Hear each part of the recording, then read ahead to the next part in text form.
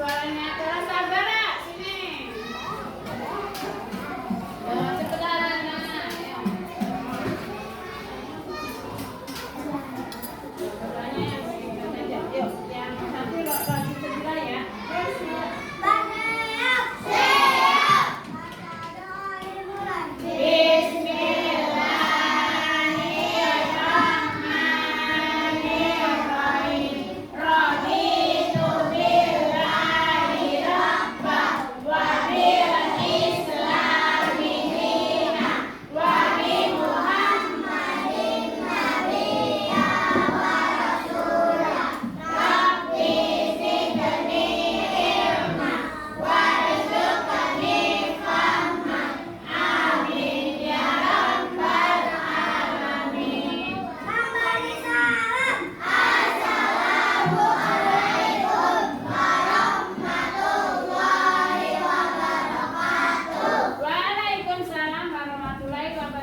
Terima kasih Albara.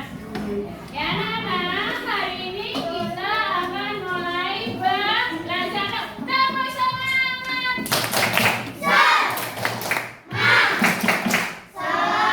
Semangatnya kita akan belajar matematika mengenai, coba di sini, mengukur panjang benda dengan satuan tidak baku. Apa itu mengukur benda dengan satuan tidak baku?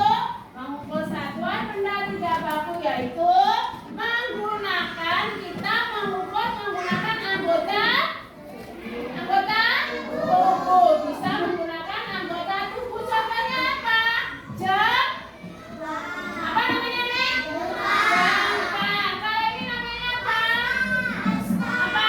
Asta. Kalau ini namanya apa? Apa? Depa, ya, depa nih. Nah, apa pengukuran panjang? Panjang adalah jarak antara dua titik, ya, antara dua titik yang digunakan untuk mengukur suatu panjang atau tinggi dengan menggunakan alat tidak baku, ya. Nih, tujuannya apa? Tujuannya supaya anak-anak itu memahami konsep panjang benda.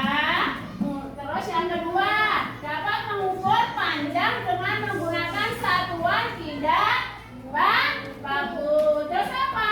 Murid dapat membandingkan antara panjang dan pendek menggunakan satuan tidak baku. Nanti kita mengukur menggunakan satuan tidak baku. Coba Bu Guru nih, lihat. Coba mejanya kamu lihat. Nih.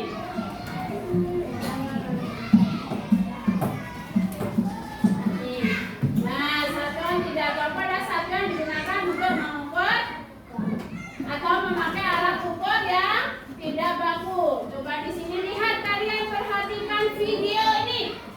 Perhatikan video dulu, nanti bisa membacakan. Mengukur panjang. Nih, coba perhatikan videonya. Hai teman-teman, Perhatikan. apakah kalian tahu satuan tidak baku mengukur panjang? Benar sekali. Ada 5 satuan tidak baku untuk mengukur panjang. Perhatikan. Jengkal, Sebentar, coba lihat jumlahnya. hasta, Hasta, ini hasta namanya. Sini mas. depa, Di depan. Depan ini telapak kaki juga bisa nih, pakai begini, ya. langkah kaki. Langkah, pakai langkah kaki bisa 1, 2, ya. Terus, Mengapa ya disebut satuan tidak baku? kenapa disebut satuan tidak baku? Karena setiap orang pasti berbeda. Setiap orang pasti berbeda panjang hasalnya, panjang depanya, dan yang lainnya. Makanya disebut tidak baku.